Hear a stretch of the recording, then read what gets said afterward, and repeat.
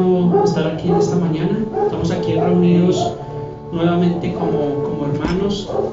Dice la palabra cuán bueno y cuán hermoso es morar los hermanos juntos en armonía, porque allí envía el Señor bendición y vida eterna. Así que en esta mañana disponga su corazón, su vida, vamos a adorar, vamos a exaltar el nombre de nuestro Rey. Precioso Dios, en esta mañana, Señor, nos presentamos delante de ti, Dios. Te damos gracias, Señor, por la vida, gracias por la salud, gracias por la oportunidad, Padre precioso, que nos das de estar hoy aquí en este lugar, Señor. Venimos a exaltar tu nombre, a honrarte, Señor. Presentamos nuestras vidas ante ti, oh Dios. Te pedimos perdón, Señor. Te pedimos que nos limpies, Señor, cada día más a través de tu preciosa palabra, Padre precioso. Gracias, Señor, porque hace cerca de 2000 años tú diste tu vida allí en el Calvario, Señor. Tal vez nosotros merecíamos estar en ese lugar, pero tú por amor, Señor, mostrando tu amor al mundo, Señor, moriste por todos nuestros pecados. Nos sanaste, Señor, a través de ese sacrificio, Señor. Y hoy estamos aquí, Señor, beneficiándonos de ese maravilloso sacrificio, Dios. Te damos gracias, Señor. Presentamos en esta mañana la vida de estos hermanos, Señor, de esta iglesia, de esta casa, Señor, que te adora, Señor, que te anhela con todo nuestro corazón, Señor. Por eso te damos gracias en esta mañana. Amén y amén. Gracias, Padre precioso. Te alabamos, Señor, y exaltamos tu nombre. Muy buenos días tengan todos. Sean bienvenidos a esta su casa, iglesia, familia en Cristo. ¿Pueden sentarse, por favor? ¿Y cuántos en el mundo, incluidos nosotros, sabemos realmente el significado de este sacrificio? Que año tras año vemos que se celebra justamente como el mundo lo quiere celebrar. Muchos están ahorita, muchas familias en la playa o en la montaña de vacaciones, pero realmente no sabe el significado de la celebración de esta fecha. Por eso hoy el propósito de la enseñanza es mostrar el significado del sacrificio de nuestro Señor Jesucristo. Amén. Amén. Desde el huerto del Edén, el hombre se separó de Dios, desobedeció su voz, su mandato, e hizo lo que Satanás le puso allí para que pecara. Desde ese momento toda la humanidad es pecadora. Dice Pablo en Romanos 3:23, por cuanto todos pecaron y están destituidos de la gloria de Dios. El pecado nos separa, es una barrera que nos separa de nuestra comunión, de nuestra relación, de la intimidad con Dios. ¿Y qué podemos hacer entonces nosotros para recuperar eso? Dios en su palabra, desde Génesis hasta el Apocalipsis, ideó un plan para reconciliar al hombre consigo mismo. Y este plan tiene como actor principal el sacrificio de nuestro Señor Jesucristo. Dios en su palabra, en el libro de Levítico concretamente, ideó una serie de ofrendas, de sacrificios que el pueblo de Israel debía poner en práctica para hacer la expiación de los pecados, para reconciliarse con Dios. Pero estos sacrificios no eran sino una sombra o un tipo del verdadero sacrificio, un sacrificio perfecto, un sacrificio que iba a ser hecho una sola vez y para siempre. Un sacrificio que tenía un mejor sumo sacerdote y un mejor mediador. A eso apunta el sacrificio de nuestro Señor Jesucristo. Vemos allí en Levítico que habían ofrendas tanto de animales como de cereales. Entre las ofrendas más importantes de animales estaba el holocausto, que era una ofrenda de propiciación, para que Dios fuese propicio al que lo practicaba, sea una persona o toda la congregación de Israel. Era algo voluntario y Dios estableció en su palabra que debía hacerse continuamente, todos los días, uno en la mañana a las 9 de la mañana y otro a las 3 de la tarde. Era propicio. Allí que se quemaba todo el animal completo. Eso significaba que la persona o la congregación se consagraba completamente a Dios, enteramente a Dios. Decidía, hacía con ese sacrificio: Dios, Jehová, me voy a dedicar es a servirte, a obedecer tu palabra. Y el único que obedeció todo el mandato de Dios fue Jesucristo. Dice Pablo cuando le escribe a la iglesia de Filipo, ¿verdad?, que él tomó forma de siervo y se hizo obediente hasta la muerte, y muerte de cruz, completamente obediente. Entonces, eso era un sacrificio, que el holocausto, que apuntaba justamente a Jesucristo.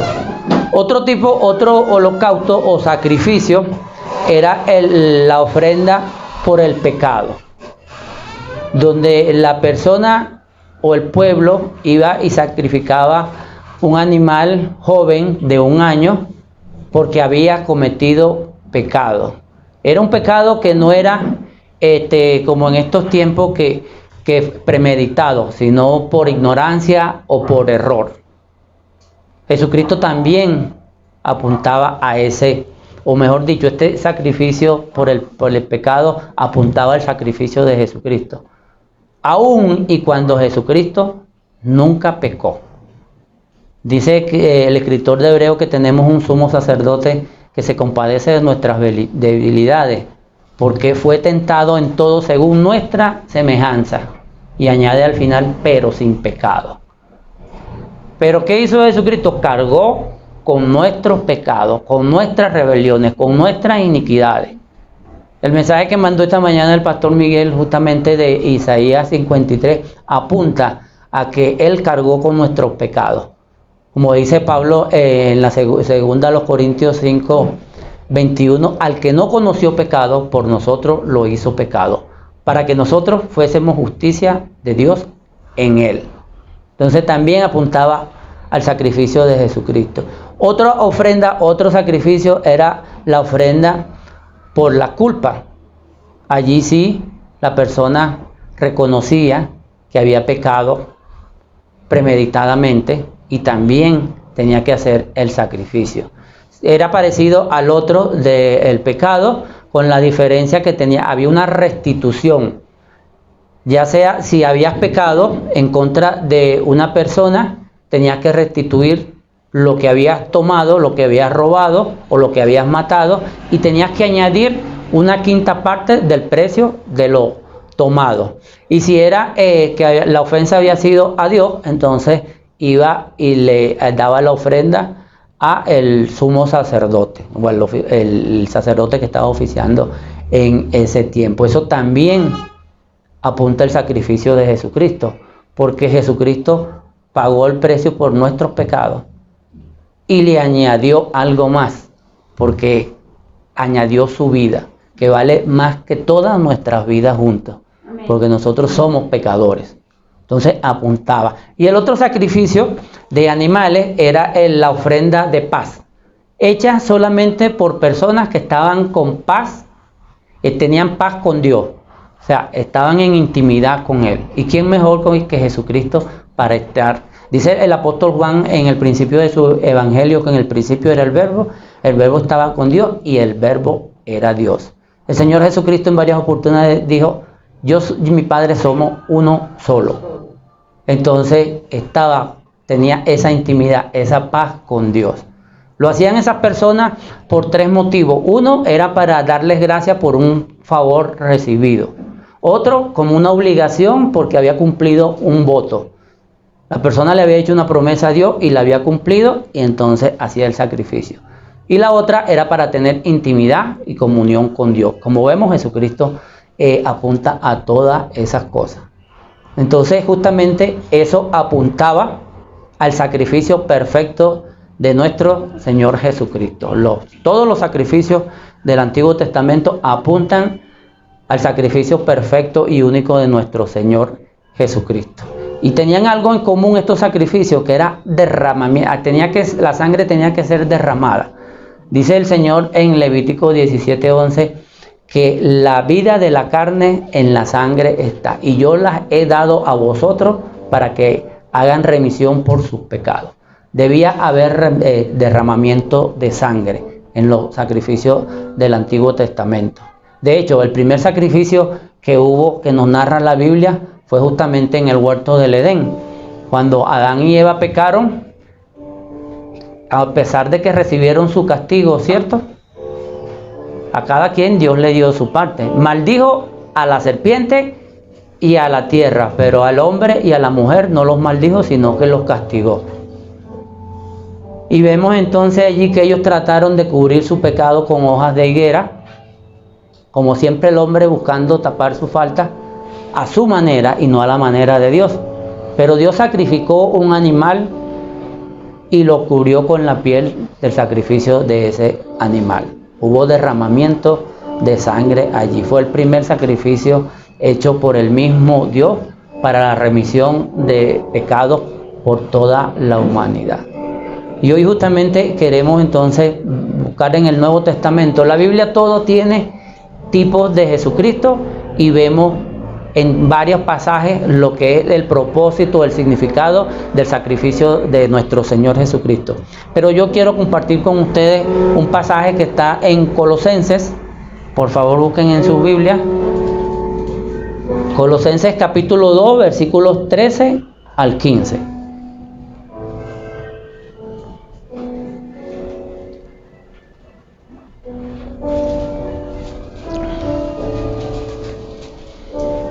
Dice la palabra de Dios, Colosenses capítulo 2, versículo 13, dice: y a vosotros, estando muertos en pecados y en la incircuncisión de vuestra carne, os dio vida juntamente con él, perdonando todos los pecados, anulando el acta de los decretos que había contra nosotros, que nos era contraria, quitándola de en medio y clavándola en la cruz.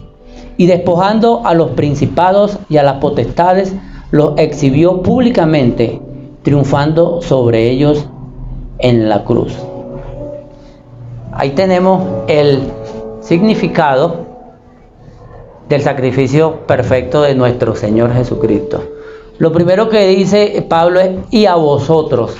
Se está refiriendo a toda la humanidad, a todo, porque justamente vimos que todos somos pecadores, ¿verdad? Y a vosotros, o sea, a nosotros. Dice: estando muertos en pecados y en la incircuncisión de vuestra carne.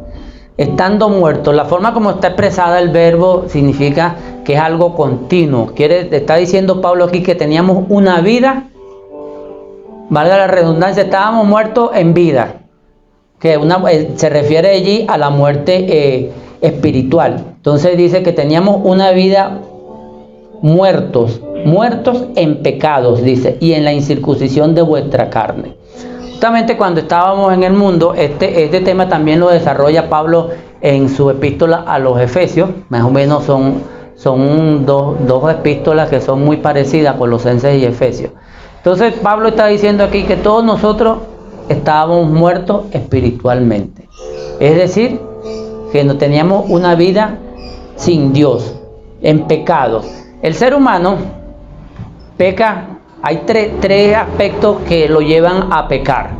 Primero es nuestra propia naturaleza. Todo lo que descendemos de Adán somos pecadores. Y por nuestra propia obra, por nuestra propia fuerza, no podemos deshacernos allí. Porque es algo que nos domina, que nos lleva a pecar. Aunque conscientemente sabemos que queremos hacer el bien, hacemos el mal. El propio apóstol Pablo, un hombre de Dios que todos sabemos todo lo que hizo, y que decía, y no con jactancia: sed imitadores de mí como yo de Cristo. Hasta ese mismo hermano decía: miserable de mí, ¿quién me librará de este cuerpo de muerte? Queriendo hacer el bien, me encuentro que con mis miembros hago el mal que no quiero. Y esa es nuestra naturaleza, nos lleva a hacer el mal, a pensar el mal, a decir lo malo. Y tenemos que luchar con nuestra carne. Lo otro es el mundo, las cosas del mundo, que son atractivas a nuestros ojos. Fueron atractivas a Eva y a Adán en el huerto del Edén. Satanás, cuando tentó al Señor, le puso todos los reinos, dándole algo atractivo. Y hoy día hace lo mismo con nosotros. Pone personas, pone empleo, pone cosas atractivas que nos llaman a la codicia y pecamos. Y la otra cosa que nos hace pecar es el mismo Satanás. Dice el apóstol Pedro que anda como león rugiente buscando a quien devorar. Y si es un cristiano, le añado yo, mucho mejor, porque vamos entonces a ser blancos de burla. Cuando un cristiano cae, Satanás y sus demonios y el mundo están gozosos, porque caemos. Entonces Satanás no es padre de mentira, dice la Biblia. Es engañador y homicida desde el principio y busca que nos alejemos de Dios. Vino para matar, para robar y para destruir. Pero el Señor Jesucristo vino para deshacer la obra de Satanás.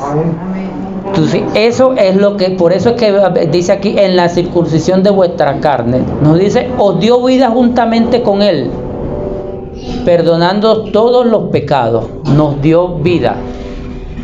O sea, algo que nosotros no podemos hacer por nuestra propia pecaminosidad. Dios de gracia nos los dio. Dice aquí, juntamente con Él. Y eso nos trae a la memoria lo que dice el propio Señor Jesucristo en el Evangelio de Juan en el capítulo 15, que separado de Él nada podemos hacer. Y eso se refiere a nada bueno, porque sí podemos hacer muchas cosas, pero malas. Eso sí lo podemos hacer por nosotros mismos, porque es nuestra naturaleza, es nuestra esencia, siempre ir hacia el mal. Pero dice aquí, juntamente con Él. Y los versículos anteriores, desde el 10 al 12, dice lo que significa estar juntamente con Él. Dice, y vosotros estáis completos en Él, que es la cabeza de todo principado y potestad. En Él también fuiste circuncidado con circuncisión no hecha a mano, al echar de vosotros el cuerpo pecaminoso carnal en la circuncisión de Cristo, sepultados con Él en el bautismo, en el cual fuiste también resucitados con Él mediante la fe en el poder de Dios que le levantó de los muertos. Entonces ahí tenemos que estar juntamente con Cristo. Separados de Él, nada podemos hacer. Es bastante claro. Entonces, para el cristiano vivir una vida de santidad, ¿qué debe hacer? Estar siempre en la presencia de Dios. No hay otra manera. No, que yo, muchas veces he escuchado, no, que a mí no me va a pasar eso porque yo soy fuerte, ¿qué tal? Pablo dice, aquel que cree estar firme, cuide que no caiga. Entonces es una dependencia que diaria, es un morir diario a mí para que viva Cristo. Eso es de eso que se trata, juntamente con Él, estamos allí. El bautizo, y aprovecho para felicitar a los hermanos que bajaron a las aguas hace una semana, 9 días, y muchas bendiciones, y bueno, los animo a perseverar en los caminos de Dios. No es nada más levantar la mano, hacer una confesión de fe, no es nada más bautizarse, sino ahora tenemos que procurar seguir creciendo en los caminos de Dios, y Él va a estar juntamente con nosotros allí. Separados del mundo, ya nos identificamos con Dios. Cuando bajamos a las aguas decimos, ya no pertenezco al mundo, sino le pertenezco a Cristo. Dice Santiago, el capítulo 4, verso 4, dice, oh almas adúlteras, ¿no sabéis que la amistad con el mundo es enemistad contra Dios? Cualquiera que quiere ser amigo del mundo se constituye enemigo de Dios. O es una cosa o es otra, no hay término medio. La Biblia habla de la luz, de las tinieblas, de Satanás, de Dios, del bien y del mal. No hay término medio, no hay tibio. O estás caliente o estás frío. Una de dos. Entonces aquí en el versículo 13 podemos ver justamente dos cosas. Y es lo que hace el sacrificio de Jesucristo. Primero, cuando dice, estando muertos en pecados, ¿verdad? Nos dio vida. ¿Qué apunta a eso? Al nuevo nacimiento. Es un nuevo nacimiento. El sacrificio de Jesucristo nos da un nuevo nacimiento. De hecho, el propio Señor Jesucristo, cuando se encontró con Nicodemo, allá en Juan capítulo 3, ¿verdad? Dice en el versículo 3, de cierto te digo, que el que no nazca de nuevo, no puede entrar al reino de los cielos. Y 2 versículos más adelante le dice, de cierto te digo, el que no nace de agua y de espíritu no puede entrar al reino de los cielos. Y eso es lo que apunta aquí, esas dos cosas. Primero, un nuevo nacimiento. Y segundo, cuando dice, perdonando todos los pecados, habla de la limpieza. Cuando habla aquí del agua, la Biblia cuando habla del agua no es algo literal, sino es una metáfora para decir que estamos limpios espiritualmente. Cuando bajamos a las aguas, dejamos los pecados allí, hablando metafóricamente, y subimos y somos una nueva criatura. Le entregamos nuestra vida a Cristo y debemos obedecerlo. Entonces, dos cosas empezando acá. Primero, somos una nueva criatura y nos ha limpiado de toda nuestra maldad. Dice el apóstol Juan en su primera epístola, en el capítulo 1, verso 7, en la parte final, y la sangre de su Hijo nos limpia de todo pecado. Es una limpieza espiritual, de todo pecado, pasado, presente y futuro. 2 versículos más adelante que dice en una condición, porque hay una condición. Dice que si confesamos nuestros pecados, Él es fiel y justo para perdonarnos. ¿Y qué dice? Limpiarnos de toda maldad. Pero nosotros, como creyentes, debemos hacer algo. Y es justamente confesar que somos pecadores. Reconocer que necesitamos un Salvador. Eso es lo que nosotros debemos hacer. Esa es la parte humana, porque ya el sacrificio está hecho. Y se hizo de una sola vez y para siempre.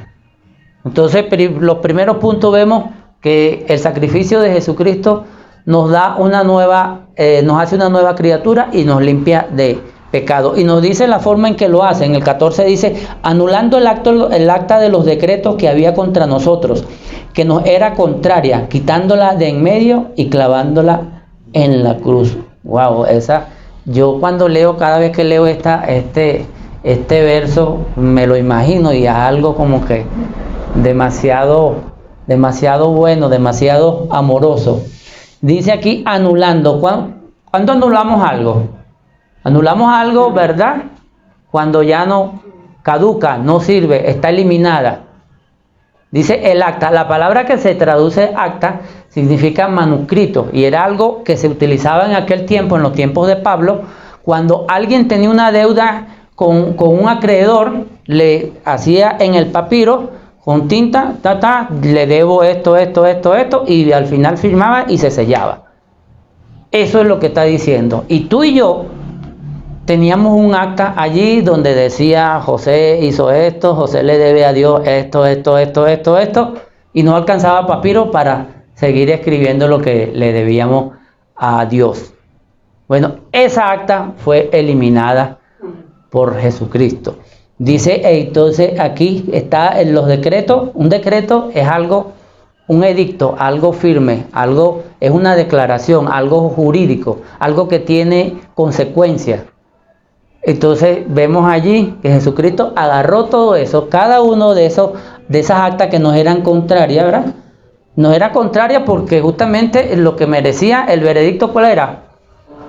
Muerte. Pablo en Romanos 6:23 dice, porque la paga del pecado es la muerte. ¿Y hay alguno aquí que no sea pecador? No. Entonces todos merecíamos la muerte. Jesucristo agarró eso y lo borró, lo quitó de una vez y para siempre. Dice entonces, quitándola de en medio y clavándola en la cruz. Si vamos al relato de la muerte y crucifixión de nuestro Señor Jesucristo, vemos que Pilato le puso un letrero en la cruz, ¿verdad? Que decía, Jesús Nazareno, el rey de los judíos. Porque en aquel tiempo los malhechores que eran crucificados, la causa o el motivo por lo cual estaban siendo crucificados, se la escribían allí en el madero. Y Jesucristo agarró todas las actas de nosotros y las clavó allí en la cruz. Ya el Señor no está en esa cruz, el Señor vive. Amén. Gloria a Dios por eso.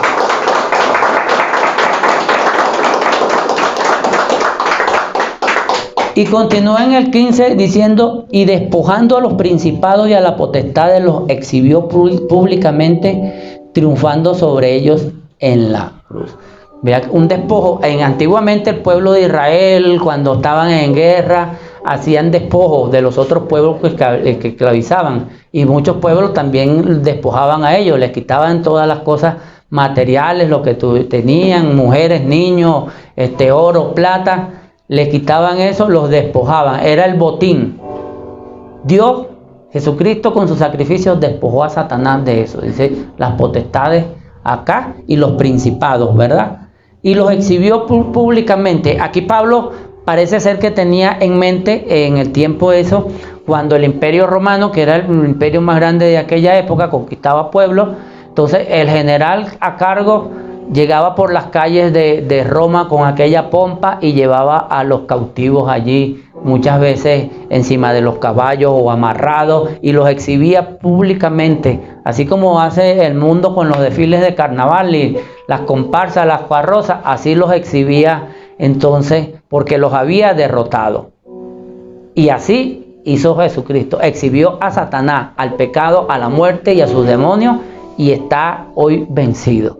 Porque el dominio de Satanás justamente era la muerte, y él venció a la muerte. Quizás Satanás y sus demonios pensaban que habían vencido a Dios allí en la cruz, pero no, los vencidos fueron ellos. Y eso es lo que está diciendo aquí el apóstol Pablo. Los exhibió públicamente, no fue algo que hizo en oculto ni nada por el estilo. La resurrección fue hecha. La resurrección es un evento histórico, y tanto la Biblia como la parte de la historia nos da muchas pruebas acerca de un evento tan importante. Pero yo siempre me guío por la vida de los apóstoles. Yo pienso que ese es el mejor argumento para demostrar que la resurrección realmente ocurrió. Porque vemos en los evangelios un grupo de hombres que lo dejó solo. Cuando fue detenido lo dejaron solo estuvo.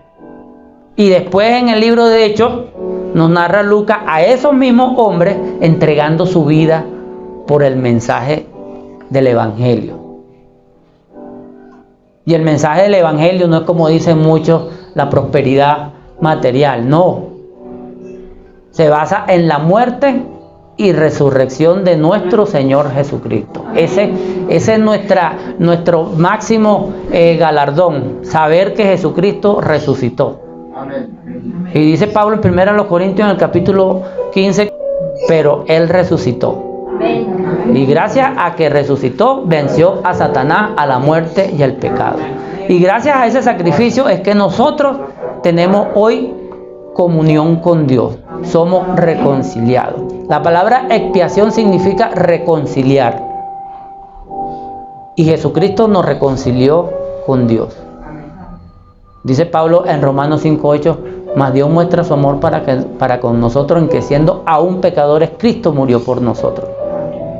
Nos reconcilió. Pablo dice que su ministerio es el ministerio de reconciliación de Dios con los hombres. Toda la Biblia habla de ese plan de redentor, ese plan de reconciliación. Entonces tenemos allí el verdadero significado del sacrificio de Jesucristo, que no es comer pescado en estos días santos, nada, sino es recordar su muerte y resurrección. Recordar que murió por ti y por mí. Recordar que cargó con nuestros pecados. Recordar que ese sacrificio nos hizo libre de una vez y para siempre. Que ya no se va a volver a repetir porque fue perfecto. El libro de Hebreos nos habla mucho acerca de esto. Pero si caemos en más detalles, vamos a pasar toda la Semana Santa explicando eso, porque realmente toda la Biblia habla de eso. Pero quiero que quede claro, ese es el significado de Jesucristo. El amor por ti y por mí. El amor de toda la humanidad. Y yo quiero que reflexionen en este hecho. A los que todavía no han aceptado a Jesucristo como Señor y Salvador, queremos decirle que Él murió por ti. Pero que este es un regalo. Y como regalo, ¿tú lo aceptas o no lo aceptas? Tú tienes ahora que dar el paso. Tienes que confesar a Cristo como Señor y Salvador. No solamente de boca, sino con hechos. Vivir una vida de santidad. En estos tiempos, sé que, en ningún tiempo ha sido fácil ser cristiano en ese sentido. El mismo Señor nos dijo que íbamos a tener aflicciones, pero que Él había vencido el mundo. El Señor Jesucristo nunca dijo una mentira. Nunca nos dijo que íbamos a tener una vida color de rosa, que lo íbamos a tener todas las cosas materiales. Todo lo contrario. Fue claro. Y el seguir a Jesucristo tiene su costo. Pero nada de lo que podamos pasar en este mundo se va a comparar con la gloria venidera que vamos a tener cuando estemos en su presencia. Debemos poner los ojos en las cosas de arriba y no en las de aquí abajo, porque estas son perecederas y nada nos vamos a llevar de aquí.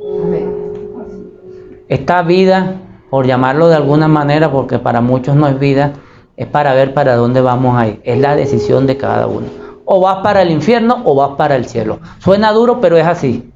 Olvídense de las mentiras que tú puedes pasar un tiempo en el purgatorio y después va. Eso no, la Biblia en ningún. Si alguien me puede decir con la Biblia en mano dónde dice eso, yo me retracto de lo que estoy diciendo. Pero la Biblia no dice nada. Por lo menos esta no dice. No sé si habrá otra apócrifa por ahí que diga eso, pero bueno. Y para nosotros los creyentes también este sacrificio significa algo. Significa que Jesucristo murió por ti. Significa que ahora el tiempo que nos resta en este cuerpo no vamos a vivir según la carne, sino en obediencia y en la voluntad de Dios. Amén. No nos amoldemos al mundo. Dice Pablo en Romanos 8:8 que los que viven según la carne no pueden agradar a Dios. Es imposible. Y Pablo lo especifica más adelante en Gálatas, cuando dice lo que es el fruto del Espíritu y el fruto de la carne. Entonces, mis hermanos, los animo a perseverar en los caminos del Señor, a realmente valorar ese sacrificio. Es un regalo y como muchos regalos, nosotros no los valoramos. Valoramos más lo que nos cuesta, lo que sudamos, eso lo valoramos. Pero algo que no nos costó a nosotros, no lo valoramos. Pero este es el mejor regalo que puede tener la humanidad. Así que aprovechen. Oramos. Padre amado, te damos gracias por tu amor, por tu misericordia, porque cuando aún estábamos perdidos en nuestros delitos, en nuestra concupiscencia, tú mandaste a tu Hijo unigénito a morir por nosotros. Te bendecimos, Señor, y te glorificamos, pidiéndote perdón por todas las veces que te hemos fallado, pidiéndote que sea tu Espíritu Santo, Señor, que cada día crezca.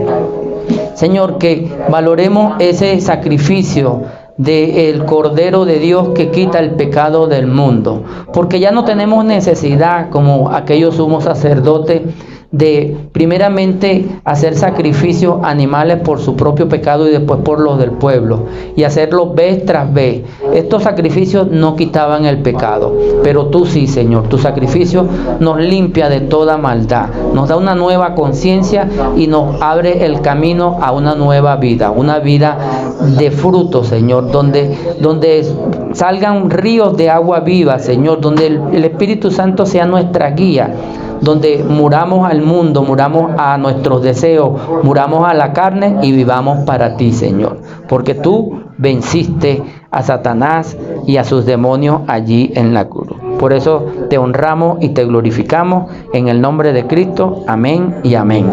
Que el Señor lo continúe bendiciendo.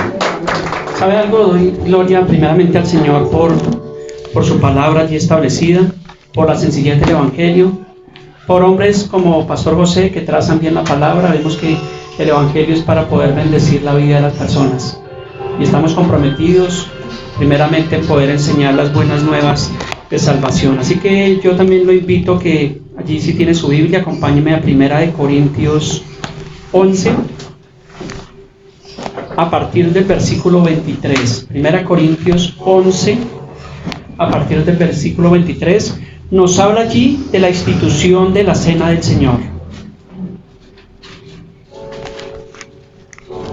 Y la Cena del Señor es un privilegio, es algo que nosotros los creyentes lo hacemos en conmemoración de lo que hizo el Señor Jesús allí en la cruz por nosotros. Y si está allí, dice en el versículo 23, dice: porque yo recibí del Señor lo que también os he enseñado, que el Señor Jesús, la noche que fue entregado, dice que tomó el pan y habiendo dado gracias, dice que lo partió y dijo: tomad y comed, esto es mi cuerpo que por vosotros es partido. Dice: haced esto en memoria ¿de quién? De mí, está diciendo el Señor Jesús. Dice en el versículo 25 que asimismo tomó también la copa después de haber cenado, diciendo: esta es la copa del nuevo pacto en mi sangre. Dice: haced esto todas las veces que la bebieres en memoria de mí. Y es algo precioso que podemos hacer. ¿Para quién es la cena del Señor? Así como hablábamos de los bautismos. La cena del Señor es para todo aquel que ha proclamado y que ha puesto su fe en el Señor Jesucristo, que lo cree de todo su corazón, y lo hacemos en memoria de Él.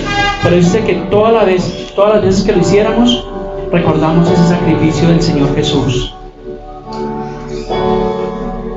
Es algo maravilloso el poder compartir nosotros juntos en armonía. Yo me imagino allí esa última cena cuando estaba el Señor Jesús allí con sus discípulos, mostrándoles que realmente Él mismo era ese pan de vida y que su sangre que iba a ser derramada en la cruz, por esa sangre íbamos a ser limpiados de todo nuestro pecado. Entonces, si usted ya tiene allí su copa, gracias, Pastor José.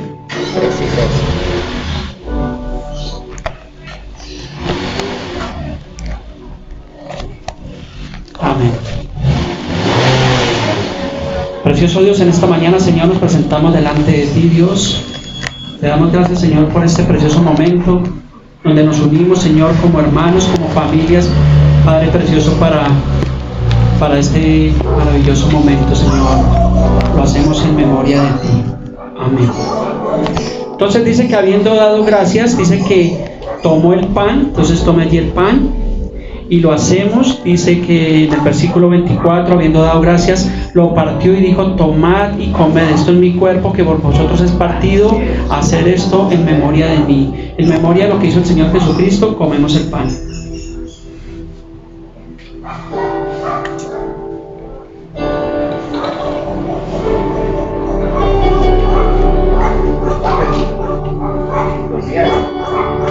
Amén. Dice que asimismo también tomó la copa después de haber cenado, diciendo: esta copa es el nuevo pacto en mi sangre, haced esto todas las veces que la bebieres en memoria de mí. En memoria de lo que hizo nuestro precioso Señor Jesucristo aquí en la cruz, tomamos la copa.